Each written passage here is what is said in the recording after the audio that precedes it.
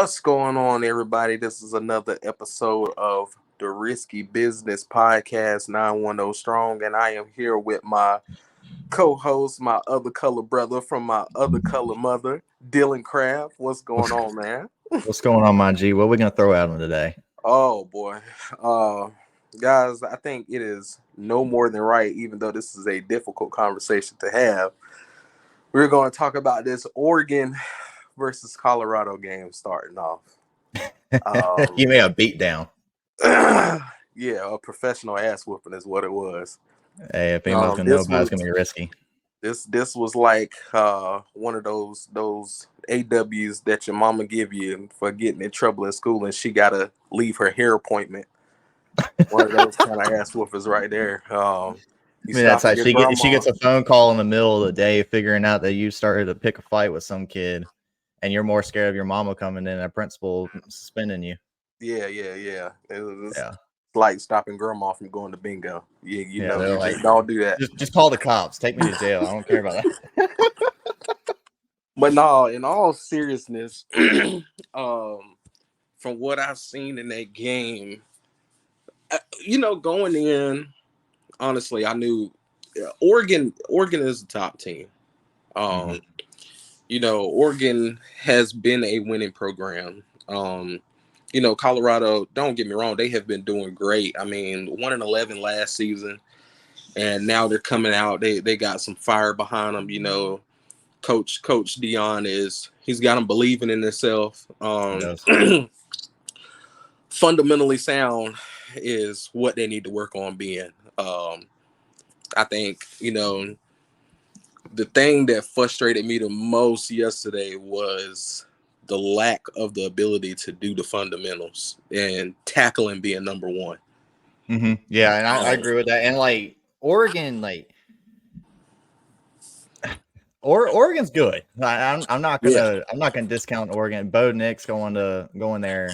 He did that strategically. He was at Auburn for however long, felt like 20 years, and then going from there to going straight to Oregon, where it's just going to be a complete passing offensive attack that you see all in the Pac-12. So that's not really surprising that he's putting up the numbers that he's doing because he's actually a pretty good quarterback. I'm not going to discontinue that, but this is stemming from what happened last weekend with Colorado. For sure. They put a lot of really bad stuff on film, and you don't do that whenever you're starting to play these big Power 5 conferences. Absolutely. That can take advantage of holes. And Colorado's really showing they can't tackle worth a damn. They just, unfortunately, that's just the reality of it. They're not big enough and strong enough to make a lot of those open field tackles that they should be making. And they're getting pushed around by these offensive fronts that they're going to start playing against because the Pac-12 this year is good. Yeah, they've been showing very early on that they are good enough to compete with anybody in the country right now. So them going into Eugene, they got humbled real fast. Oh yes, very much so. It was like a deacon taking you for that lonely walk in the park. It's kind of creepy, but only thing is they were blindsided about it. They don't have anybody that looks like they're capable of doing a blindside on that offensive line right now for Colorado because they got whipped. Yep. And got absolutely whipped. And then on the defensive, yes, and on the defensive side of the ball, I feel like they're gonna have to start stunting a little bit because they're not big enough to just push somebody around. They're actually a pretty small defensive line, which I have seen that in some places. As a matter of fact, when I was in high school, I went back and seen Campbell University play. This is a small school, of course, but I seen what they were able to do with a smaller defensive line against bigger schools. That's when you get to be a little bit more versatile in the stunts that you get to do because those guys are more mobile. They're not you ain't worried about them being too tired or anything like that. They got a high motor, but the strength difference definitely played a role in this right here as well. I mean, they just couldn't get free for nothing. And then linebackers and DBs, with the Sanders that plays on defense. I don't like to call them out by different names. I call them all Sanders. He was the only one that wanted to hit. Yeah. I mean, honest God truth, he came up, he filled his gaps, he hit like he was supposed to. But I seen a couple times on the line where on the sidelines, I'm seeing guys trying to shoulder tackle. I'm like, you ain't got enough ass to do that, brother. You can't be doing that. And the thing is, too, and it's just like I said about film, they really saw how Colorado State was able to take advantage of a lot of mismatches Right. between the linebacker slots. And I felt Oregon took advantage of that. They put a lot of their little scat Very back much. slot guys, and they were able to just run past basically everybody because Colorado's got a couple of DBs that can play.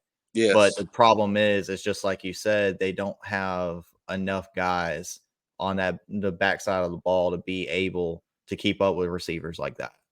And Yes. it's just the speed's not there. No, it's not. And one of the biggest mismatches that I feel like they exploited to the best was obviously Colorado's main DB is out. Yep. And they took advantage of that matchup really well. That's So what I was going to ask you. Do you think him being out is really like affecting how they play the ball? I definitely feel like it affected it because I mean, hell, that's just like having an A+ player and then bringing in somebody that's a C or a D, trying to make up for it. And it's not enough time to make up. Well, as an athlete, you have to make yourself ready for that. But as good as I do, mentally being prepared. I'm gonna bring back a little old school memory right here of whenever we were playing football and we had the guys that got suspended, and then we had to come in with just 11. You know what I'm saying? Guys That was playing a both sides long of the night. ball. Both sides of the ball. I'm huffing and puffing. I never played. I hated offense. Absolutely hated it. I don't know Oh, I what know. Stellar seen with me in offense. I don't know if it was because KJ got took to the bus the first time we had Midnight Madness. But shout out to you, KJ, man. You were a good practice partner. Couldn't catch a cold in Antarctica butt naked, but it's all good. But That's a true practice dog. yeah, he Love the kid, but in that game right there, like I said, though, we had guys that had to step up in positions they had never played on, and we actually played pretty good. And yeah, for that, we could have won that ball game too. yeah, That was been a couple Steven, of passes away. I remember Steven being might as well say a rookie because I think he was a freshman at the time, wasn't he? Yeah. And poor kid, we called this guy up to come play in this game. He's having a wonderful season at JV. Call this poor kid up and was like, "Hey man, you got to come run with varsity with 11 guys. It's not going to get a break." I said a prayer for that kid before that game, man. And I think he had a touchdown game. Yes, he I think did. he had a rushing touchdown. I think I threw a passing touchdown. I should have had two. I underthrew quick on that one on the left side that I should have bombed. But Well, yeah, it was a it close was game for very the most rare that part. we got a chance to throw the ball. That's Also, true. Yeah, very don't rare. remind me. For y'all that don't know, Dylan was one of my high school quarterbacks. Like I said in the last interview, probably the greatest quarterback I ever played with. Not to toot his own horn, but You keep I going. can remember whenever we played a game against Pender, and we had a read option that we ran, and everybody on our team, including the other team, thought that our running back had the ball, and Dylan is hauling ass on the sideline, and we're like, "What is wrong with this guy? Like, what's going on?" And nobody realizes that he has the ball. He faked out literally, 21 people. Put it like that. That was on the field. 21 of us were faked out. You know, I still got the video of that. Oh man, we're gonna have to clip it some kind of way. I'll clip it. I got you. I'll Yeah, put we're it gonna up. have to because that right there was just absolutely crazy, man. But as far as a guy that can pass the ball, read an offense, I mean, I just wish that we were able to do a little bit more. We had one guy. I'm not gonna call his name out because obviously he is a brother, but couldn't seal a gap to save his life. Could not seal a gap to save his life. I swear to you, every time me and him played beside each other, I wanted to take a step to A gap, but that was not my responsibility, and I hated offense. So I figured the more I do wrong, the faster I can get off of here. We had a long conversation about that. Oh yeah.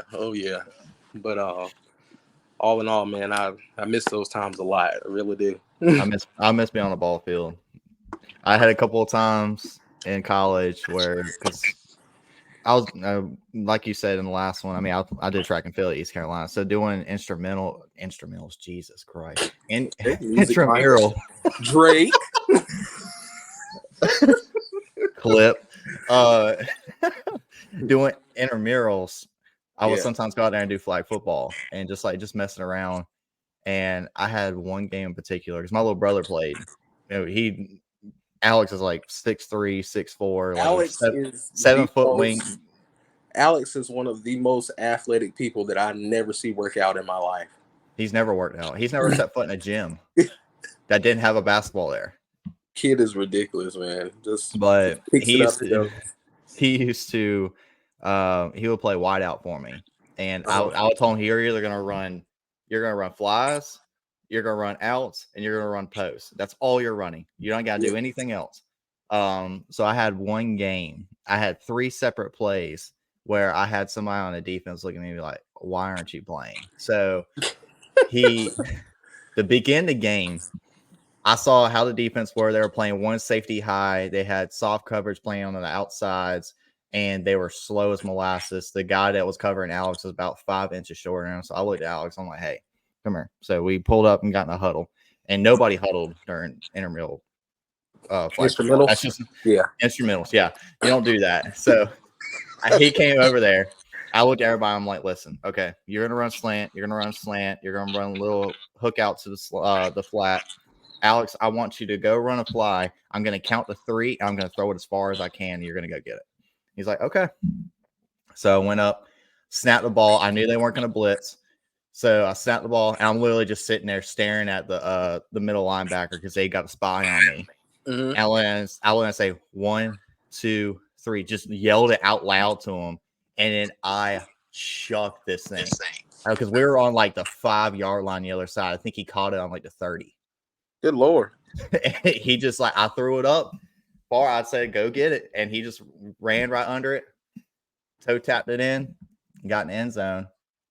Next drive, they decided they wanted to blitz. First play, they blitzed. So I ran out, had a little 5-yard run. And then I looked at my slot guy. I was like, hey, you're going to run a slant here. This is going to be like an RPO type deal. I'm either going to run it or I'm going to throw it to you. And he said, okay. I didn't tell him why I was doing it. So the right linebacker, he's starting to creep in. He's got that little like, bad idea. I'm going to come in. He was giving it away. So I glanced over. I looked down. I was like, all right. So I snapped it. I did my cadence, snapped it. And I looked down and he started running after me. I was like, you fucked up. Yeah. And I threw it to the slant and he ran up for 45 yards. He looked at me and was like, how did you know I was doing that? I was like, you telegraphed it. He was like, what is wrong with you? Why aren't you playing?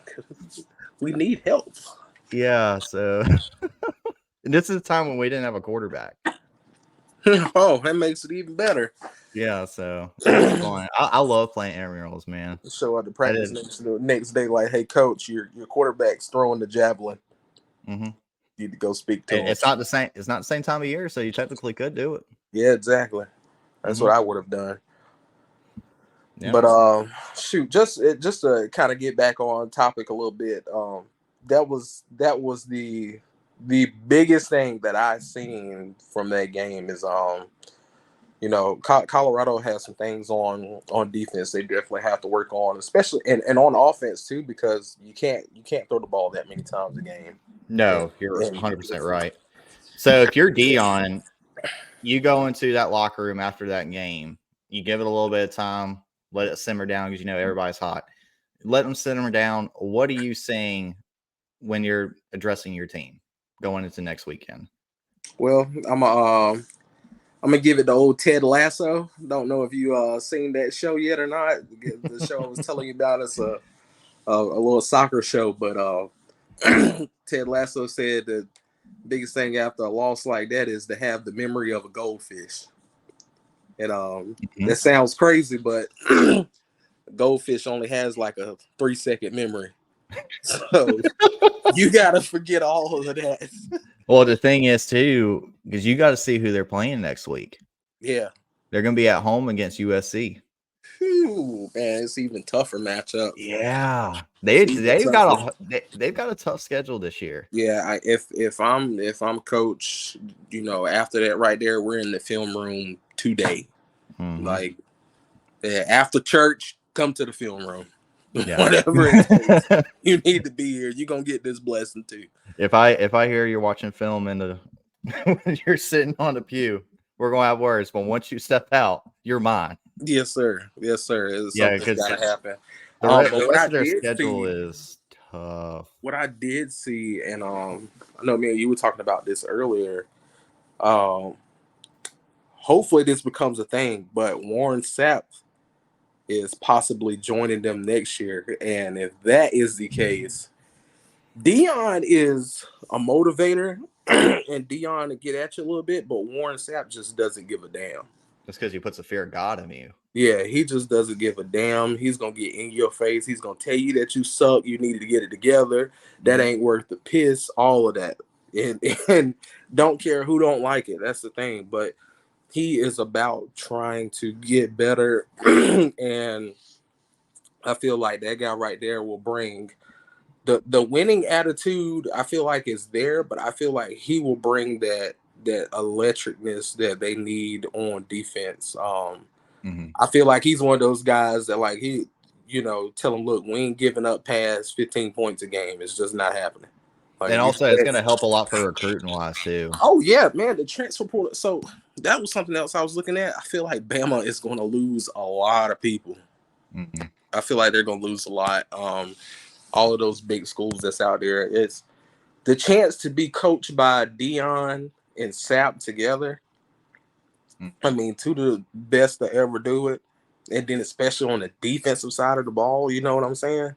Well, it would also help Dion too because he wouldn't have to worry so much about working on that defensive side. He can focus a little bit more on offense, which I think I know he was traditionally defensive player, but the way that team is set up is designed to be able to throw the ball around the yard and score a lot of points, but they've got to be able to stop people at the same time. So if he brings somebody in like Warren Sapp that can really focus on getting that D line set up, yes, and then like Dion can just work on the DBs and then focus on offense. That's all he can worry about. Well, even though he's a defensive minded guy, you kind of have to be able to read the offense too whenever you're doing this. Mm-hmm. So it's not like he doesn't know anything about offense. You know right. what I'm saying? Right. It's going to be certain things that he can understand on offense that's going to work against this defense because he's done it all as far as on that side of the ball. And the same thing with Warren.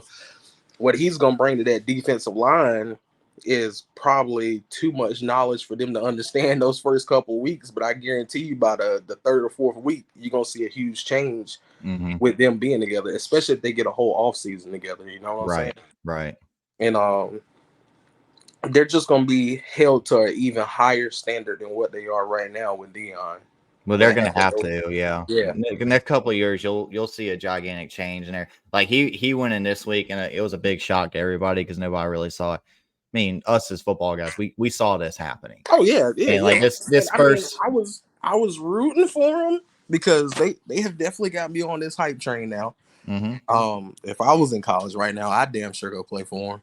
Oh yeah, I think everybody in the country wants to play for them. Yeah, but either that or beat the brakes out of them, one or two. Just realistically though, looking at it, like I said, Oregon has been a winning, like they have that winning mentality. They are they're coming in for blood every time they set out on the field. That's just what they do. Well, they're trying to get in the playoffs this year, and they've got a shot. They're gonna have to beat USC to go through it. Oh yeah, USC is a front runner in the Pac-12 right now, but if they can, I think they have the ability to beat USC. It's the thing. Can their defense stop USC? And from what I saw against Colorado, I think they possibly could. Oh man, well, if they fly around like they were, that's for sure. That's what I'm saying. And another big take from it, and then we'll move on, is that kid Irvin. If he starts letting loose, and it's not too much of Bo Nick having to throw it through the air, that's gonna be huge. Yeah, they're definitely gonna need that. Yeah. Irvin is. I see him as being a guy that can actually start breaking out a little bit more. You know, the more he's used, Right. he's used in there. But so got a quick question. Okay. Carolina Panthers play today. Mm. What do you want to see different from not only Bryce Young, who poor thing, Is he's Bryce Young going. playing this week? Well, no, as a matter of fact, he is not. Andy Dalton. What's his name is playing Dalton. The Red Rocket. Yeah, Yes, sir. yeah, he's playing this week. So I guess the question would be on that right there, and I'm glad you reminded me of that. Is what do you want to see different from this offensive line that we haven't seen so far? You're a quarterback, so I know it's got to be frustrating for you to sit back there and look at what was happening to Bryce Young. Oh my god, I feel for the dude. The kid's running for his life. I hate it Yes. for him, and everybody had a lot of fears going into this about his size, that he's not gonna be able to take the hits and everything. The guy played in the SEC. Half the guys in the freaking NFL came from the SEC. He's used to taking hits. Oh yeah. That's not that big of a deal to me. I didn't think that was a big deal, him going there. The problem with me was going to be that this is not a typical Carolina offensive line. No. Usually the Panthers are known for having a decent offensive line. It can be. It can be. Depending on who they have back there. Right. Anytime you have a mobile quarterback back there, it goes to shit. Yeah, it does. You're 100% right. Why? Because they hold on to the ball. Yeah. And I think that's a big problem with Bryce right now. Is it's not so much that he doesn't have the ability to lead that offense. It's more he's got to catch up to speed. Yeah. And he didn't get that many reps during the preseason, which hurts. Yeah. I think the young guys should be getting a lot of reps going to the preseason, regardless if they're starting or not. Just they have to get up to speed, man. It doesn't work. You just don't go out there, go 0 to 100 like that and expect it to work. No, can't so do that. You've got to give him some time to get adjusted to the NFL speed. And also, you have to have running backs that are going to be able to run the ball and get 5 to 6 yards roughly around each play. Now, I know that's a tall order to ask, but at the same time, when you got a young quarterback like this, you've got to establish a running game. Your play calling has to be adjusted to where you're hitting completions and getting in a rhythm, because these guys, they're very rhythmic.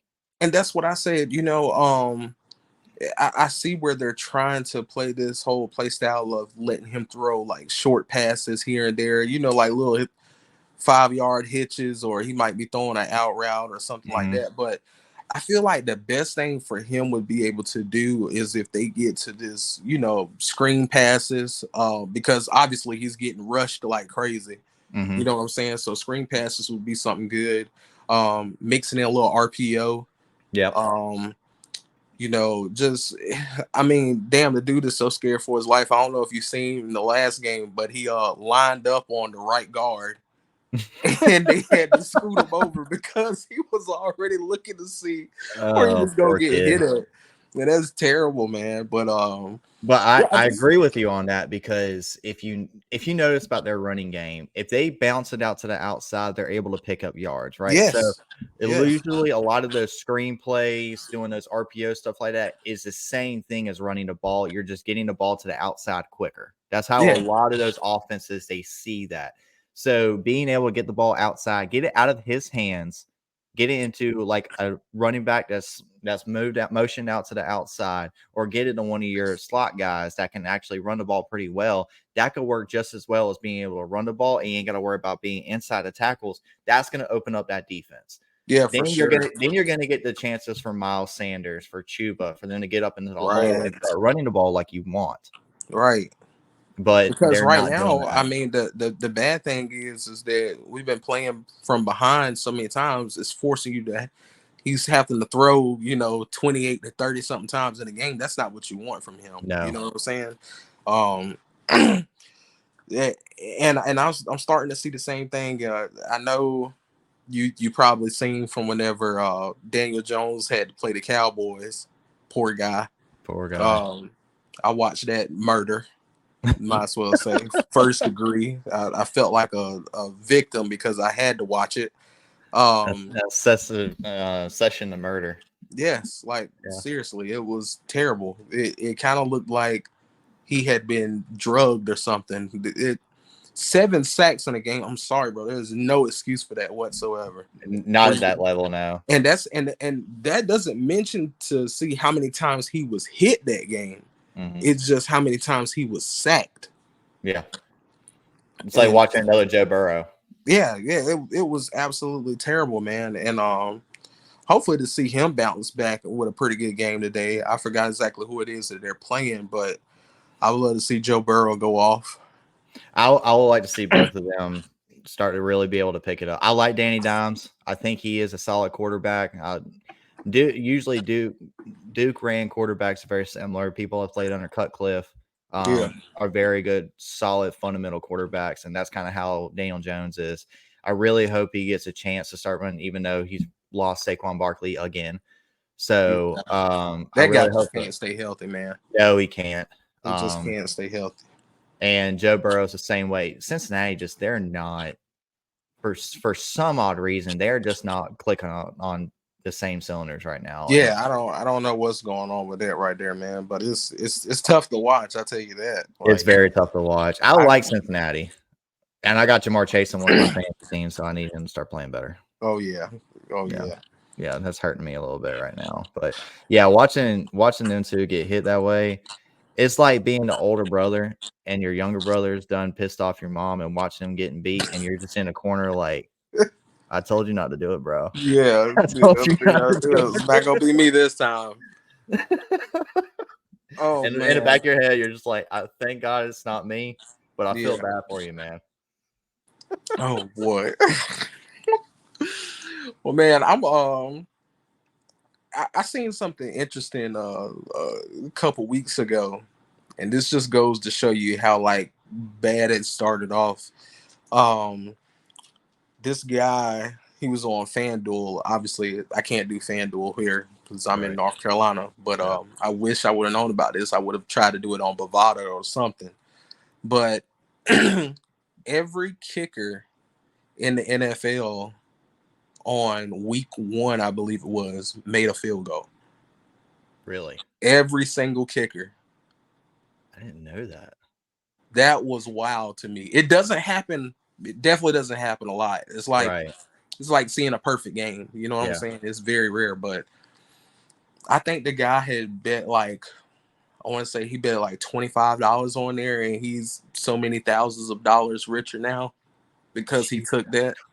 Can you imagine just like every week just putting like $1 on the odds for that right there and seeing how many times you can cash out? I don't care if it took it to week 12. I mean, hell, you're making a profit off of that every single time. Who would even thought to put a bet in like that? Dude, it's crazy. Some of the stuff that I see, like for instance, I can't think of who the pitcher was, but the guy hadn't had over like 4 strikeouts all year long, right?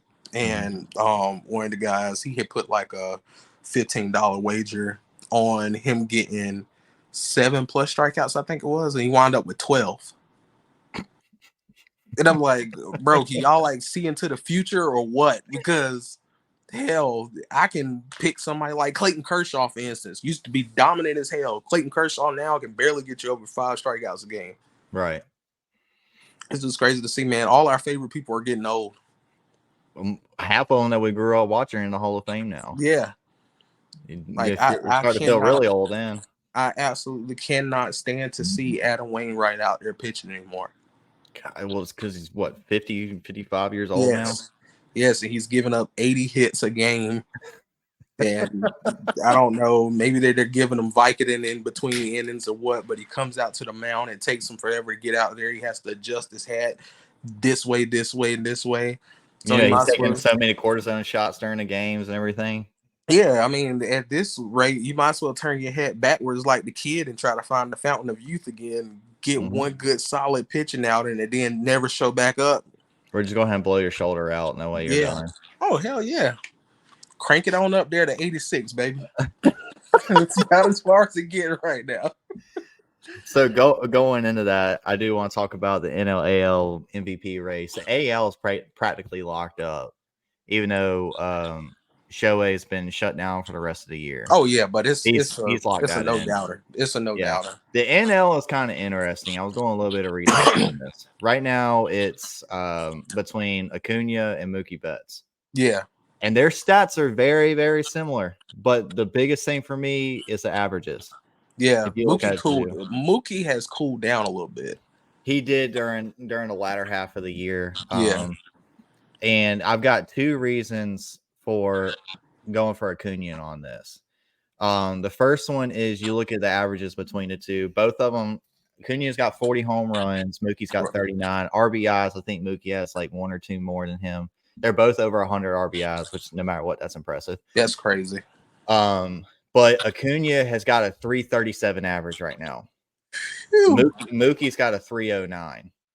Plus, Acuna is stolen for over 40 bases. He's exactly. That's so. Even though Ricky would have had that at the All-Star break.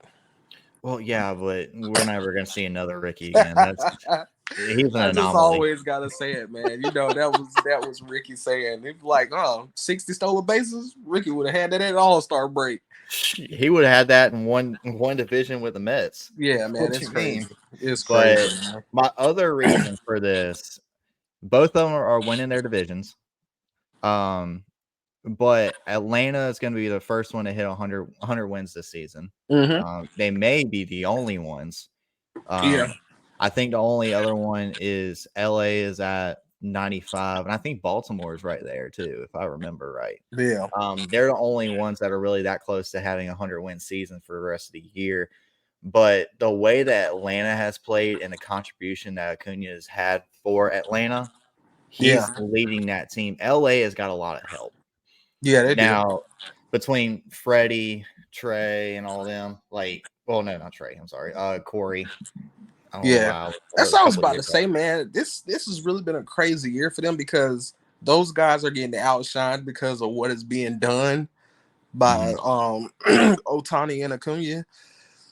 But to have somebody like Matt Olson, to have Corey Seager, Freddie Freeman, who's absolutely having a great year.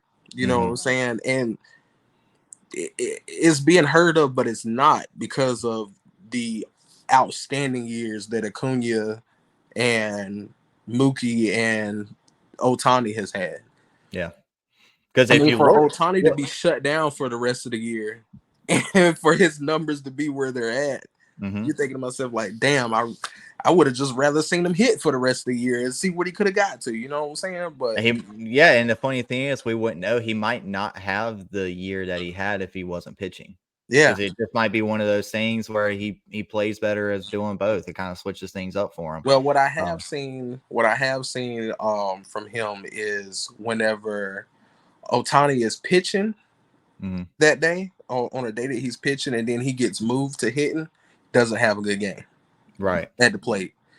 When it's the complete opposite, he has a pretty solid day at the dish. I remember seeing him play in a doubleheader one time, and in the doubleheader, I think he had went like 0 for 4. Then, the later game, he comes back and he hits 2 bombs when he's not pitching anymore. Yeah. Like it's ridiculous. And I was talking to one of my good friends about this. I was like, he was saying how.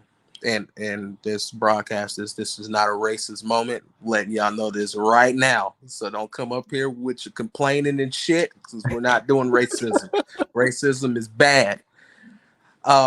He was saying Japanese baseball players don't last long. That's what he told me. I love my boy. How are you taking that? That's I love my boy Jamal to death, but I did not agree. Because, like I said, one thing about Ohtani, he can have a terrible year pitching, and he can still contribute to that team with his hitting. Right. Or it could be the complete opposite. He can have an awful year hitting. He can bat 187, but he could still get you 15 to 20 wins in the season pitching. Right. So it's one of those things where he deserves to get paid. Not off of him being a great player, but that two-way position to be able to do it at the rate that he's going right now, is unheard of. You know what I'm saying? Yeah. It is. Everybody's comparing them to Babe Ruth. All right, Babe, I'm sorry, did not have any seasons like Ohtani whatsoever. No. And what I do want to bring back, and this right here is a little fun fact for a lot of people that didn't know, the home runs that the Babe did hit, I feel like are really impressive. A lot of people say, well, you didn't have guys throwing 100 miles an hour, this and that third, but they played in what they call the dead ball era. And the dead ball era was because they didn't change out baseballs that often. So a lot of times that these guys were hitting home runs, the ball was lumped up like somebody that had just got beat up at a nightclub, and half of it was missing over here on this side. It's like going to a barber and he don't give you the fade the right way. You know what I'm saying? Like this side is shallow, and then the other side I don't want to talk about that. Last time I went and got a fade, they really messed me up. Yeah, see, that whole barbershop would have been shut down. It would have. Let me tell you right now, don't mess with my haircut. I haven't got one right now because my barber just shut his barbershop down. Got to go find a new barber. So if there's any new barbers out there and need some business and they could work with somebody with some dreads, let me know, please. Yeah, I need to find somebody down here. Just got to do a high fade for me and knows how to do it right. Hey, man, Fade Factor, go to Jacksonville. I got you. They're really good. But yeah, I agree with you on that. The whole Babe Ruth, number one, Babe Ruth didn't pitch and hit his whole career for one thing. Right. He did in the beginning, and he was a really good pitcher at the beginning. Yeah. And I agree with him whenever he was playing for Boston, and he was actually doing very, very well. It's just whenever he went to New York is whenever he started to really flip it around, and you really heard more for his hitting opposed to his pitching. I don't think he pitched anymore whenever he went to New York. He might have did it for like a year or two, and then he stopped. But they were playing a lot less games at the time. They were playing with dead balls. They weren't playing with the technology for the bats that we have now, because the bats are like custom made to each other. If you go on YouTube and watch Julio Rodriguez, he has a YouTube page where he actually went to and they like did their whole, it's like doing a golf club, getting fitted for like golf clubs. It's the same way with bats. And they have like all these different ways to get fitted. They do all the techno sensors and everything, try to figure out how you're swinging to figure out the best optimum angles and everything else. It's like science, a lot of science, which I'm into that shit. So yeah, but I failed that shit. Geometry, yes, sir. But no, so they didn't have all that technology, which is impressive in itself that he hit as many as he did. Oh yeah, especially every season he did. So dude, they didn't have nothing, but I mean, I feel like back then whenever they had bats, they sent the players out and say, hey, go grab some tree bark and we're getting ready to try to make this thing work. Like they grabbed a piece of wood they found in the woods, they took their knives, shaped it up to look somewhat like a bat, and you're ready to knock on it. This one's good. Take it away. For him to do it now at the skill level that it's now, you can't compare the two. I can't stand when people compare one from another from different eras. For one, right now, Babe would not be able to stand as close as he used to the plate. No. And like he would get heat checked real quick on that right there. Plus you gotta remember too, the mounds now are farther than they were then. Exactly. The mounds got moved. The mounds got moved back from like 54 feet to 60 feet 6 inches that we see now in like what, the 40s or 50s. Yeah. Right in there. So they were also a lot closer, and they weren't throwing nearly as hard. You didn't see as much. The ball was heavier, so it wouldn't move as much. And it sucks because think about a guy back then trying to throw a curveball and his break doesn't even start until it gets to the batter. You know what I'm saying? Yeah. Like now with that additional, 5 feet, that guy has time to make his pitches dance a little bit more. Versus whenever it was closer, the movement hasn't even started yet, and it's already in the catcher's mitt. And the balls are designed to move that way. Yeah. If you really look at it, see how the seams are stitched up and everything, they're designed to move a lot. That's why those guys are able to take their curveballs and move them 2 feet. Yeah. It would suck for the damn mound to be 55 feet and have to go against somebody like a Aroldis Chapman. I don't want to think about it. Like just throwing 103 right at you. And I not to don't. mention when he first came in and he couldn't locate it and everything was going high and in. Yeah, I feel that's what Dakota felt like in high school. Yeah. It didn't get soon because I didn't know where the ball was going.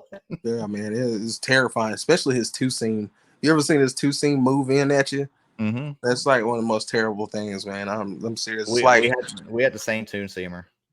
yeah, it's deer in the headlights, but the only difference is the deer didn't get a chance to move out of the way. I got hit twice. Yeah, you did. Yeah, One same in the game. head, one in the head, one in the ass. Yep, same game. He tried to make it seem like an accident. Accident, my ass. Most gave him 16 inches of foot right across the head. So he was about to get. Oh man. So I'm gonna transition from that and we're gonna go back for a minute. Okay. What are your bets that you have going into this weekend?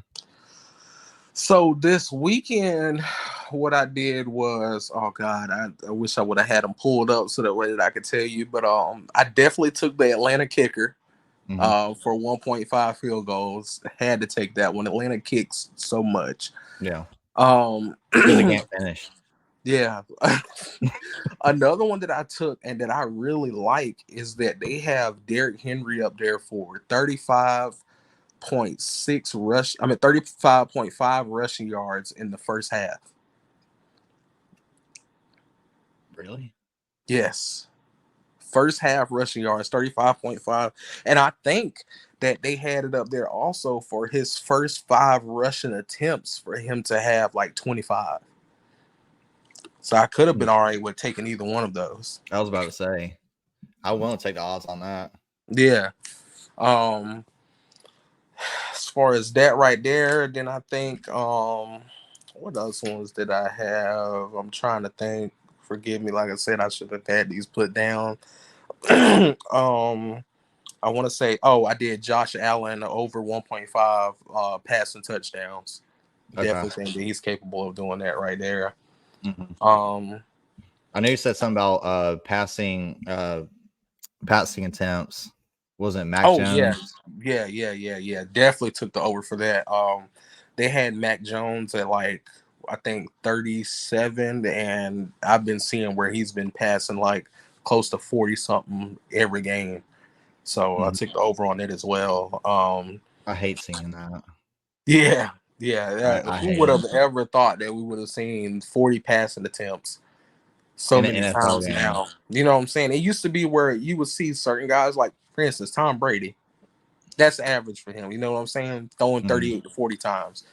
But to see some of these guys now that are not of the same caliber passing the And it's ball, like just normal. everybody thinks to catch up, you have to throw the ball. You know what I'm saying? And that's not always the case. It's not And always the you case. know, too, like you can also look at it for the defense may just be that good. Yeah. Like New England's defense is not bad. They've got a solid defense. Oh yeah. It's not the best in the league by any means, but they know how to stop the ball. And Yeah. that may just mean that their defense is on par that week, and Yep. they have the ball longer, so Yep. that way they have more chances to throw the ball and more chance to run the ball and everything else. So Exactly. that's a lot of that has to do with it too. It's just the mentality of these offenses where they're just quick paced. They don't even huddle anymore, and then also the defense is being able to stop people more. Look at you, Dylan. Sound like a professional sports bettor. I try, man. I try. I need to start doing a little bit. Yeah, man. Look, just do 2 picks a week, brother. 2 picks a week. I might do a little bit. I'm warming up to the idea. Yeah, hey, if you think he should do it, put it down in the comments. Oh yeah. If we get how many likes should we put on that? I'll let you put 10. 10 likes. Yep, 10 likes. Okay. Yeah, if you put 10 likes down for this, I'll do next week's. I'll do 2 bets next week. All right, that sounds like a bet. Sounds like a bet. No pun intended. We'll make sure we clip that. One last thing, man, that I wanted to kind of get into is we got to come up with some ideas of what we can do to kind of help out it could be support wise, organizing something for the kids that are at our previous school. I want to do something with them, at Trask, whether it's if we just get the guys together, try to get some of our old football teammates or whatever the case may be and come out to a game this year, just to show some support, because you know how it was with us whenever we were out there. I mean, we would have a stand full and lost every game but one. That's And true. We had a lot of people that came to our games. that was very surprising, but man, it just feels good, especially with the way they're rolling right now. I mean, Pender County Schools as a whole is rolling right now, but just speaking on Trask and our rival Pender, both of them are having pretty solid years this year. So I would love, what would be cool? I was just thinking about this. What if we did a pregame show? Oh man, that would be dope. I can do Fridays. Yeah, that would be dope for sure. If we can get up with some people, y'all go ahead and comment down at the bottom of this and let us know like some idea if y'all got anything going on between Wilmington, Jacksonville, Moorhead. We're willing to travel. We ain't got a problem doing any of that. So like we can definitely try to set something up for that. But also let's see maybe if we can get up with some of the guys over there at Trask or Pender, and we can do either or because we got connections on both. And low key, let's see if we can do like a live pregame show. Man, that would be so dope. And what we can do too, we can set it up live, and then we can get like their social media pages to advertise it. So like it'll go live on their stuff as well. Oh yeah, for sure, man. Hey, I'm interviewing the Water Boy. The Water Boy. Yeah. Nobody ever thinks of the Water Boy, man. And I'm telling you, that guy is so important. And he probably knows so much about the game exactly. too. He knows that, I'm gonna tell you, I did athletic trainer first responder for a couple years before I started coaching at Trask. And I'm gonna tell you something, while you're sitting there and after you get done filling up water bottles and taping everybody up and you're sitting there looking at practice, you see so many things. There's always one kid staring at the trees whenever the coach is going over instructions. It always happens. Kicking, go grab a leaf. Some dude's kicking grass. Then you have the one guy that is paying attention to so much detail and gets out there and forgets all of it. Yep. Then you have those guys that are just, like you can tell they love practice. You know what I'm saying? Like they're going absolutely hard at it. I can tell when a coach gets frustrated, he ain't even got to raise his voice, he ain't got to put a look. You can just see the difference in the walk. So body language, yeah. Yeah, it's Water Boy's important, man. I'm telling you. that guy knows the team like the back of his hand. I promise. We ought to make a T-shirt. Yeah, we got to, man. Say praise the Water Boy. That you know what? That would be a good thing to do for a giveaway. Is to have pick a school, make a shirt for them, find out their size, give them a shirt. Let's do that, because you know who's the head coach for Pender High right now, right? Yeah, Jake. Yep, he would be down to do something like that. I know that for a fact. Yeah, that would be great. We played against Jake. If I remember, really, right. I think we did play against Jake. Yeah. Dang, I didn't even realize that myself. But that would be dope, though. Yeah, we gotta see some. Y'all let us know. We're very curious to do that. We want to do some more stuff, and we want to get. We're trying to get a lot of fun things out there. Eventually have some merch for the show. I'm slowly working on that.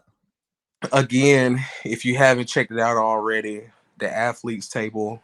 My boy Dylan, my boy Nick, all of those guys, go check them out as well. They talk about a lot of really interesting stuff up there, and they all usually do some pretty good giveaways as well. Yeah, we got some stuff coming in the works for the next little bit. Definitely listen to our last show because your boy kind of went off. I went on a rant. And we were going to talk about a little bit today, but we're slowly running out of time. But just the state of defenses in college football and just their non-existent until this weekend. This weekend, a lot of people showed up. Like I said, with that Bama game, it was like, whoa, you know what I'm saying? Like, totally different. What did I say? Wasn't it like, how many combined sacks was it in between those two teams? It wasn't was it a like lot. 9? I believe. Yeah, it was a I think it lot. was 9, and that is saying something. You know what I'm Mhm. saying with those guys right there. But yeah, the only ones that didn't play defense is Colorado, and they were on Literally the defense a only one. lot. They were on defense a lot. That's what made it so bad. Yeah, but make sure y'all go listen to that. My boy AC, he lit a fire up under Alabama's ass this week, and Yes, they ended sir. up coming out with a dub. And next week, your boy is going to be on there. We're doing an old risky, Yes, sir. getting to Yes, know his back, sir. really know your backstory because we're going to dig in. We're going to dig in deep. Oh man, Mm-hmm. that sounds like an itch. That's when you're going to go up to the tree and fix. Yeah, man. But nah, that should be fun though. Especially looking forward to getting a chance to talk to Nick and AC. Man, I got to do my They're homework with on AC that. for sure. Talk soccer with Nick. He's really into soccer and all that. Oh yeah, man. I'm telling you, it's crazy on how much I've got into that. I actually watched yesterday. I want to say I watched between 3 and 4 matches, and that was the longest amount I had watched. And not to mention, these are 90-minute games It's a long time. plus added time at the end. If you know what I'm saying, if the referee decides he wants to add 5 to 10 minutes to a game, you gotta watch that too. Mm-hmm. But the dopest game that I have watched so far was whenever the Inter Miami, whenever they were playing, I think it was Nashville, and the game wound up going to basically it got decided by penalties. And a penalty is, whenever it's a goalkeeper against one player, and they were just going back and forth scoring, Mm-hmm. like back and forth. And I didn't even know this until it happened, but they have this one point, I think, excuse me, after like 7 goals, that the keepers have to go against each other. So the keepers actually kick against the other keeper. That's wild. And Miami has this tall black guy that looks like he does not belong whatsoever. And this guy kicks the goal, and I swear to you, I thought he was getting ready to take it to the moon. That's how hard he kicked it. And it just did hit the top of the goal and went in. So now he's on the defensive side, and this other guy, they were saying that like he had been practicing taking penalties and stuff. I was like, oh God, I said we're gonna lose. And I see Messi over there who just came to MLS, which is absolutely dope because if you follow Messi, Messi was at Barcelona, then he went to PSG.